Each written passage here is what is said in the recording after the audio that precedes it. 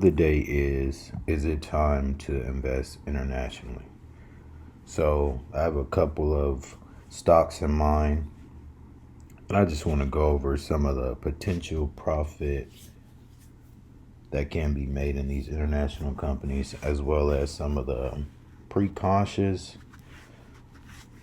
downfall these companies might face that an investor might want to know before investing in these stocks. Okay, so the first stock I have put up is Mercado Libre.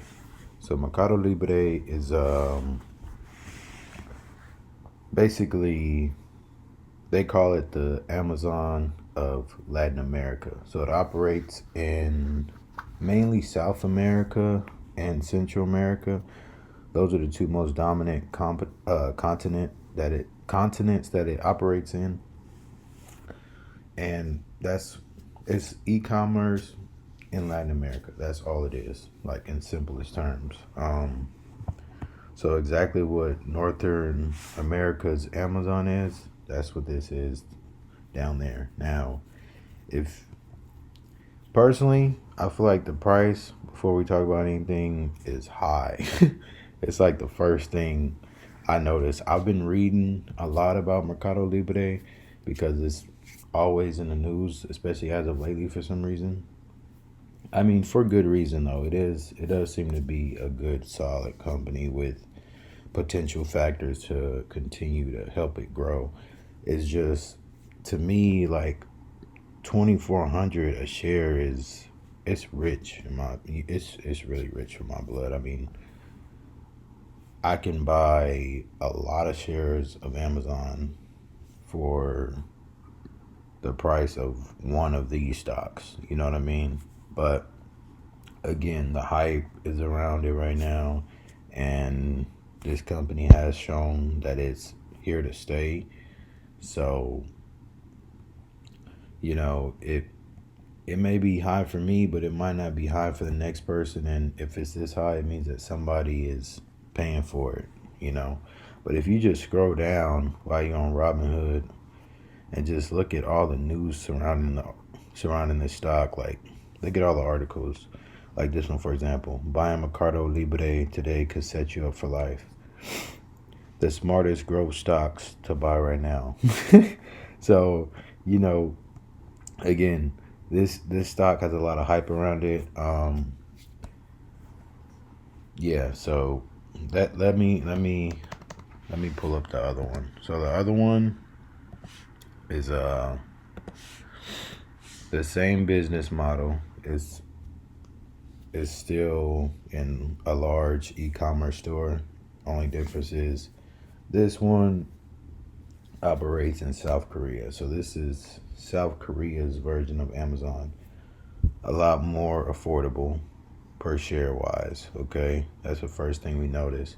And the difference between Coupang and Mercado Libre is mainly just focused on the e-commerce side of the business, delivering products to people and advertisement.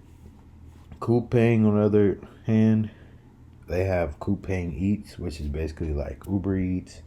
They have a grocery delivery, which would be equal to our, I forget the name of the one we have here in the United States, but theirs is called Rocket Fresh.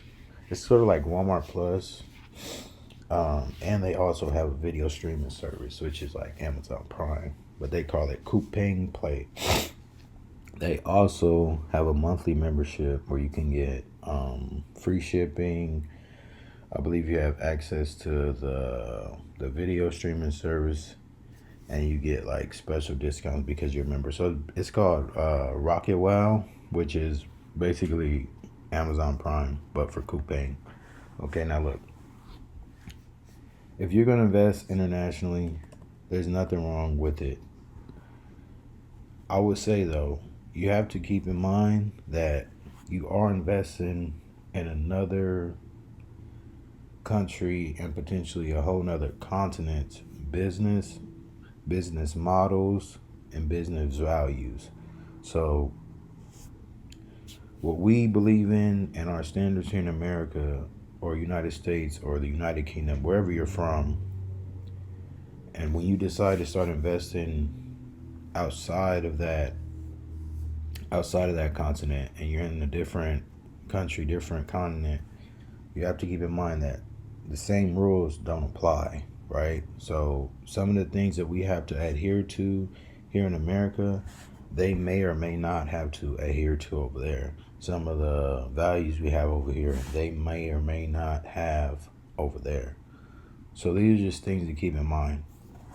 Now, I do see both of these companies, Mercado Libre and Coupang, continue to be successful companies for the next 10 years, if I'm being honest. But there's things you got to keep in mind. Okay, so I've never been to South Korea. So me personally, to invest in Coupang wouldn't make sense because I don't really understand the company because I can't see what it's doing every day. It's different when I'm investing in Amazon or Colgate or Walmart, where I can see, new Amazon facilities being built.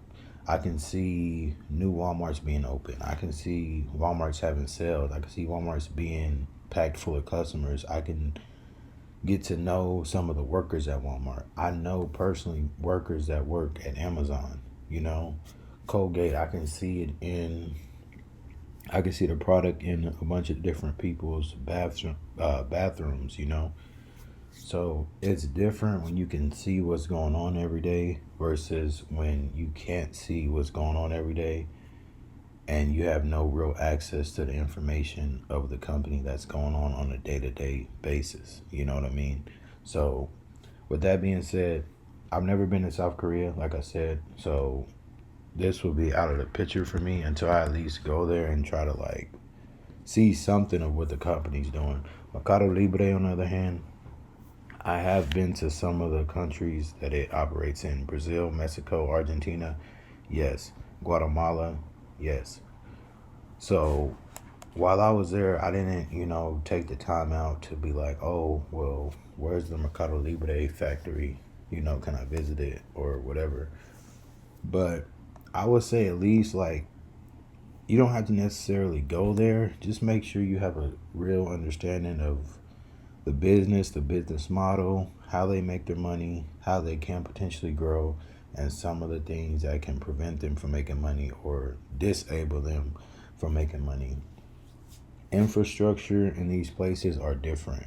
Brazil, Mexico, Guatemala, it's not necessarily set up as easily as it is here in Northern America, So these are just things to keep in mind. If they're going to expand their delivery services, they might have to change the overall infrastructure of the major cities in these countries. You know what I mean?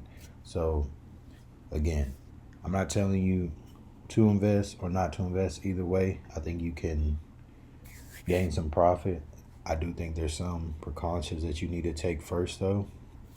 So I would just say research if you are going to do it, and try to, if you can, get an insider's look at some of these companies or meet a friend from somewhere and ask them about these companies. Just try to figure out as much as you can before you start investing in a whole different continent's business. Please do me, and more importantly, do yourself that favor and try to find out anything and everything you can. If you made it to the end of this video, first of all, I appreciate you. Please like, comment, and subscribe. It helps me out a lot. Thank you.